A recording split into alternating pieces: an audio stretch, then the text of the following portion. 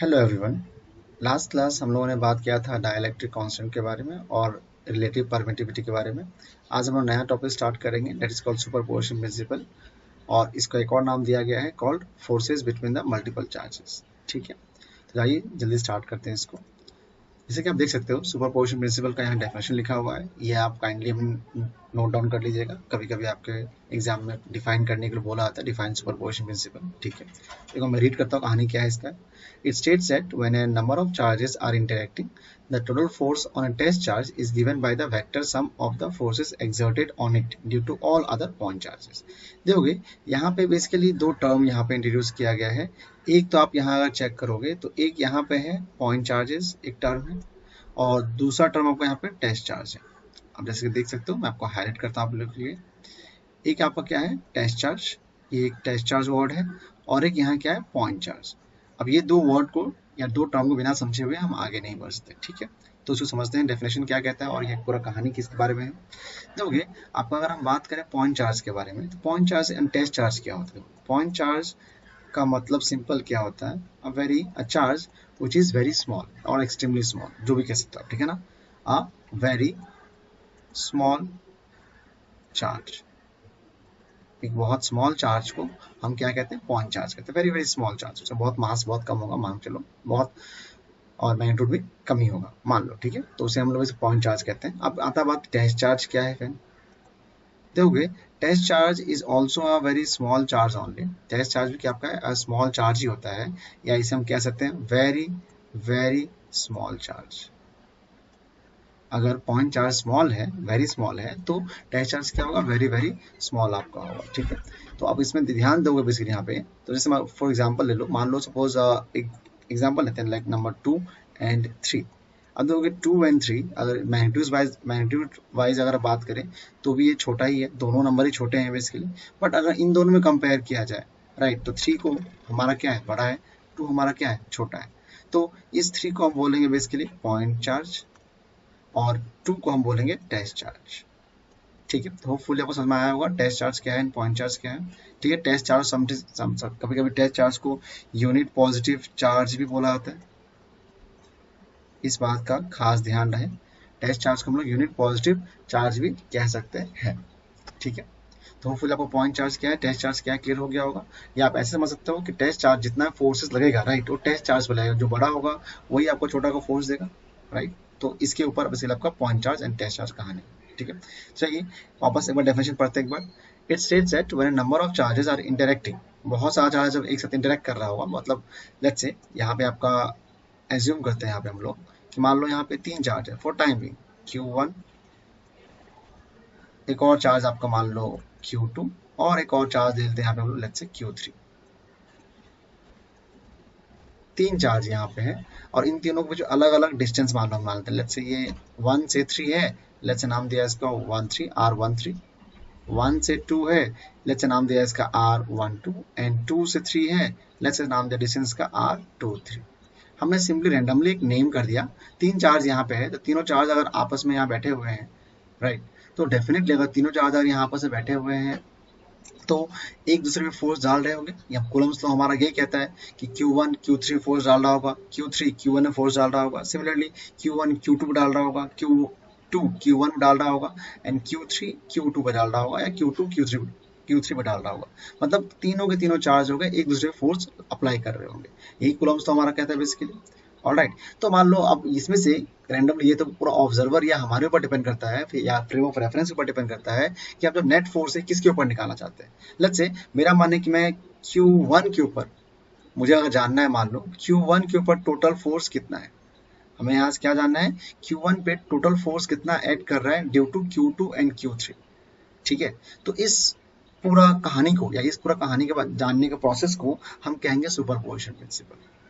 ठीक है, force acting on Q2 due to Q3 and Q2, right, will be given by the what, vector sum। Vector sum देंगे, और इस पूरा phenomena या प्रोसेस को हम क्या बोलेंगे, सुपरपोजिशन प्रिंसिपल बोलेंगे। ठीक है, यहाँ 3 चार्ज है, यहाँ 3 से ज्यादा भी हो सकता है। ठीक है, अब एक चीज ध्यान रखना, यहाँ पे क्लास में क्लाइन लिखा गया था, the force the force between the two charges is not affected by the presence of the other charges. For example, मतलब देखो क्या कहने की कोशिश कर रहा है. अब Q1 n, यहाँ ध्यान देखना चीजों को. मान लो अगर ये हमारा Q1 है, राइट, और ये Q3 है, तो इन दोनों के बीच में जो फोर्स होगा वो सेम ही रहेगा. ये Q2 कारण कोई इफेक्ट नहीं होगा. Q1 एंड Q3 के बीच जो फोर्स होगा उसको कोई इफेक्ट नहीं करेगा Q2.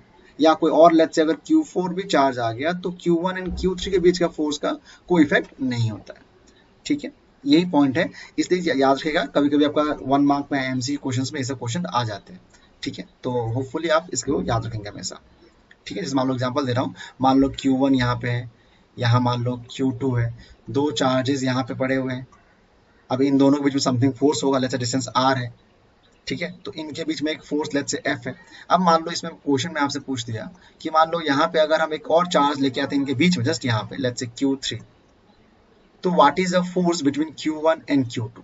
ये आपके एमसीक्यू में बहुत बार क्वेश्चन आता है कि मान लो अगर Q1 Q2 दो चार्ज पहले था, डिस्टेंस उनके बीच पहले r था, बीच में अगर Q3 ला दिया तो क्या Q1 एंड Q2 के बीच में जो फोर्स होगा उस पर कोई इफेक्ट होगा या नहीं होगा Q3 आने का? तो आंसर होगा no, it will remain same as it was earlier. ठीक है, इस बात का खास ध्यान रखिएगा, कभी कभी आपका एमसीक्यू वगैरह में से क्वेश्चन बहुत बार आता है. ठीक है, तो फिर आप यहाँ तक बात समझ आया होगा. थोड़ा और आगे धीरे बढ़ते हैं हम लोग भी. ठीक है, मैं इसको रब करता हूँ फॉर टाइम भी, बस वो पॉइंट समझा दिया. अब थोड़ा सा हम आगे आते हैं, इसको मतलब सॉल्व कैसे किया जाता होगा, है कि नहीं, लाइक हम टोटल फोर्स निकालते कैसे. तो मान लो लेट्स से F12 निकालते हैं. 12 माने क्या, अगर यहाँ पे F12 है, इसका मतलब क्या होगा, फोर्स ऑन 1 ड्यू टू 2. अगर मान लीजिए F12 निकाला जा रहा है तो हम फोर्स ऑन 1 निकाल रहे हैं बेसिकली. ठीक है, हम कहाँ निकाल रहे हैं, फोर्स ऑन 1 निकाल रहे हैं कि 1 पे है ना Q2 चार्ज जो है वो कितना फोर्स लगा रहा था. Q2 कहाँ है, ये रहा आपका यहाँ पे Q, ये रहा Q2 आपका, Q2 ये रहा और Q1 ये रहा. तो ये जो चार्ज है ये कितना फोर्स दे रहा है इसके ऊपर, हमें ये निकालना. ठीक है, तो अगर F12 यहाँ निकालने हम जाए, राइट, अगर F12 हम निकाले यहाँ पे सिंपल सा, तो F12 वैल्यू क्या होता है, कूलम्स लॉ क्या कहता है हमें, 1/4 pi epsilon naught Q1 Q2 by r square. तो यहाँ तो Q1 Q2 या दो चार्ज जो है वो Q1 Q2 ये लकीली, तो Q1 Q2 बाय डिस्टेंस हमारा क्या है यहाँ पे R12 का स्क्वायर. डिस्टेंस हमारा क्या है था, R12 था, इसलिए हमने यहाँ क्या लिखा, R12 ही लिखा है यहाँ पे. ठीक है, आपको इसके ऊपर वेक्टर फॉर्मूला लगाता है मान लो, तो वेक्टर फॉर्म लगाया मतलब क्या है, ये तो हमारा ये हमारा पर्टिकुलर क्या है, ये मैग्नीट्यूड है. हमें एक्स्ट्रा क्या चाहिए होगा, डायरेक्शन में चाहिए होगा. डायरेक्शन देने के लिए हम तो यहाँ क्या करेंगे, सिंपली हम यहाँ पे लगा देंगे R कैप. ठीक है, R कैप लगा दो, यहाँ पे R12 कैप लगा दो, चॉइस आपका है. सिमिलरली अब मान लो किसी ने बोला फोर्स ऑन 1 निकालो ड्यू टू 3, दोगे 1 के ऊपर जो है, राइट, ये 3 भी तो एक फोर्स डाल रहा है आपका इस तरफ से, है कि नहीं, 3 भी एक फोर्स आपका डाल रहा है कि नहीं डाल रहा है. तो F13 पे कितना आपका होगा, सेम प्रोसेस जाएंगे, 1/4 पाई एप्सिलॉन नॉट. चार्ज कौन सा है, 1 and 3, तो यहाँ क्या आएगा, Q1 Q3 बाय R13 का वाट स्क्वायर, और यहाँ पे R13 का कैप लग जाएगा. ठीक है, तो ऐसे करके हमने फोर्स ऑन 1 निकाल लिया due to 2 and due to 3. Similarly बाकी फोर्स भी हम चाहे तो निकाल सकते हैं, जैसे मान लो force on 2 due to 1, force on 3 due to 2, ऐसे भी निकाल सकते हैं. फिलहाल हम निकाल रहे हैं net force on 1 due to what, 3 and 2. So यहाँ से हम टोटल फोर्स निकालने जाए, देयरफॉर अगर मैं यहाँ पर नेट फोर्स निकालने जाऊँ, F नेट. अब देखोगे F नेट का कहानी बहुत इंटरेस्टिंग होगा बेसिकली, क्योंकि देखोगे हमारे पास यहाँ जो पूरा स्टोरी है. ठीक है, अब देखोगे ये तो हमने यहाँ पर ये पूरा मैग्नीट्यूड डायरेक्शन निकाल दिया, बोल दिया यहाँ पे.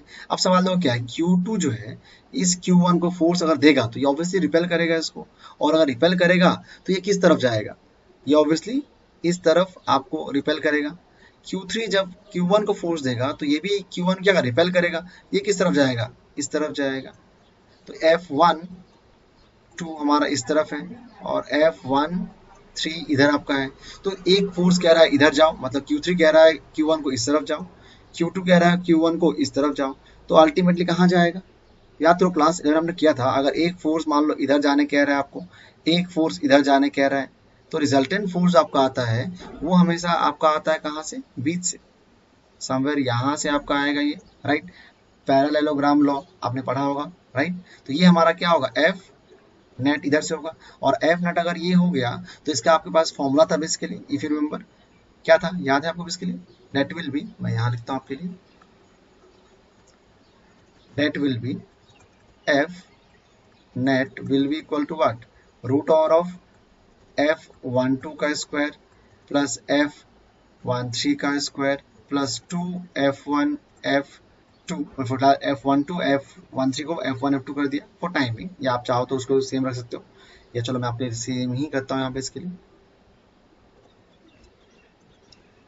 मान लीजिए 2F12 F13 और यहाँ क्या आ रहा है cos थीटा, ये ऐसा कुछ था फॉर्मूला आपका, ठीक है। समथिंग लाइक आपका याद है ना, resultant vector is given by root over of a square plus b square plus 2ab cos of theta, ये था आपका सिंपल सा फॉर्मूला यहाँ पे, ठीक है। वही फॉर्मूला हमने यहाँ पे अप्लाई कर रखा है, ठीक है। तो फिर आपको याद आ गया वो चीज़, मैं रब कर दे रहा हूँ फॉर टाइमिंग इसको। तो ये कहानी आपका यहाँ पे बाहर आता है। अब वो यहाँ पे दोनों वैल्यू निकाला हमने, यहाँ डाल देंगे। अब सवाल थीटा कितना होगा, थीटा आपको हमेशा क्वेश्चन में मेंशन किया जाता है, ठीक है, थीटा आपको हमेशा दे दिया जाएगा क्वेश्चन में, ठीक है। तो थीटा वैल्यू पुट करो and just get the answer, ठीक है। होपफुली आपको समझ में आया होगा। तो अब कभी कभी ऐसा होता है कि मान लो डायरेक्शन नहीं पता हो, इस तरह से सोचो कि मान लो अगर मैं ऐसे ले रहा हूँ कहानी को, मान लो Q1 है, ये Q2 है, ये Q3 है, और यहाँ पे लेट्स से Q0 है, तीन चार्ज हमने अलग अलग यहाँ दे रखा है। और मान लो मुझे यहाँ से निकालना है बेसिकली सिंपल सा कि कितना फोर्स एक्ट कर, नेट फोर्स कितना है आपका यहाँ पे, ऐसे लाइक एक इधर में, एक ये फोर्स इसको दे रहा है इधर से, एक ये फोर्स इसको दे रहा है। If you need to find the net force acting on Q0, तो हम कैसे करेंगे? मान लो एक रैंडम नाम देते हैं इसको, मान लो R1 R2 और इसको R3। तो ये हमारा क्या आ जाएगा, F नेट जो होगा ये सिंपल सा क्या आपका होगा, F1 plus F2 plus F3, ठीक है। आप चाहो तो वेक्टर फॉर्म लिख सकते इसको, और ये मैं यहाँ मैंने सिंपली प्लस लिखा है, बट ध्यान रखना ये जो एडिशन होता है, ये एडिशन हमेशा होता है वेक्टर फॉर्म में। हमने अभी जस्ट कुछ देर पहले दिखाया था आपको ना, ये चीज़ अभी जस्ट दिखाया था ये कहानी। तो ये हमारा एडिशन में ये रूट वाला फॉर्मूला क्यों है, बिकॉज यहाँ पे हमारा क्या आ गया, डायरेक्शन इन्वॉल्व हो गया, डायरेक्शन कारण F13 इधर गया, डायरेक्शन कारण F12 इधर गया, इसीलिए ये हमारा नेट फोर्स कहाँ से आया, बीच से आपका आया था, राइट। तो ये हम जो हमारा सम होगा, जो हम एडिशन करेंगे, वो हमेशा क्या होगा आपका वेक्टर सम से होगा, ठीक है। अब सिमिलरली यहाँ अगर हम बात करें, याद हो गया, अगर ये तीनों कभी कभी आपका बोर्ड्स वगैरह में क्वेश्चन सिमिलरली पूछता है, बहुत सिंपल सा क्वेश्चन होता है एक्चुअली, बट पूछ लिया जाता है कि इसका वेक्टर फॉर्म निकालो या इसका जस्ट एक्सप्रेशन निकालो दिखाओ। सिंपल तब क्या करो, जब याद हो यहाँ हमें डायरेक्शन नहीं पता है किसी का भी, कौन कहाँ जाने वाला है, तो हम simply F1 plus F2 plus F3 लिख देंगे। लाइक अगर मैं यहाँ पे निकालू F नेट, तो अगर दोगे F1, मान लो force on Q0 due to Q1, है ना, तो यहाँ क्या आएगा 1/4πε0। लेट्स मैं इसको अलग अलग करता हूँ आपके लिए, ज़्यादा इजी होगा आपको समझने में। मान लो F1 इक्वल टू क्या होगा 1/4πε0 Q1 Q0 बाय R1 का स्क्वायर। यहाँ वेक्टर फॉर्म ने दिया हुआ है, ये चॉइस है आपका, आप चाहो तो वेक्टर फॉर्म नहीं दे सकते हो। आप अगर सिर्फ इसको मैग्नीट्यूड फॉर्म में लिखोगे, ऐसे लिखोगे, तो यहाँ तक लिखना काफी हो जाएगा, ठीक है। बट अगर आपने इसके ऊपर वेक्टर फॉर्म दे रखा है, तो आपको यहाँ पे डायरेक्शन भी मेंशन करना पड़ेगा। और डायरेक्शन में सिंपली करना कुछ नहीं है, बस अगर R1 यहाँ लिखा है तो यहाँ भी R1 लिखो, बस यहाँ एक कैप लगा दो। आपने 11 में ऑलरेडी ये चीज सीखा होगा, ठीक है। यहाँ हमने क्या लगा दिया, कैप। सिमिलरली अगर हम F2 यहाँ से निकालें, तो F2 क्या होगा 1/4πε0। देन F2 क्या आपका force on Q0 due to Q2, that is what, again Q2 Q0 by R2 का स्क्वायर, और ये R2 का कैप। सिमिलरली F3 हमारा क्या पे आ जाएगा, F3 क्या होगा 1/4πε0 Q3 Q0 by what R3 का स्क्वायर, और ये R3 का कैप।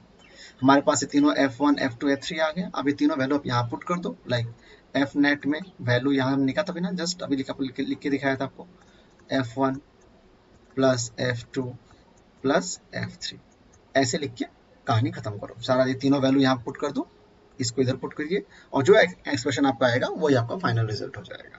तो फुली आपको यहाँ तक कहानी समझ में आया होगा कि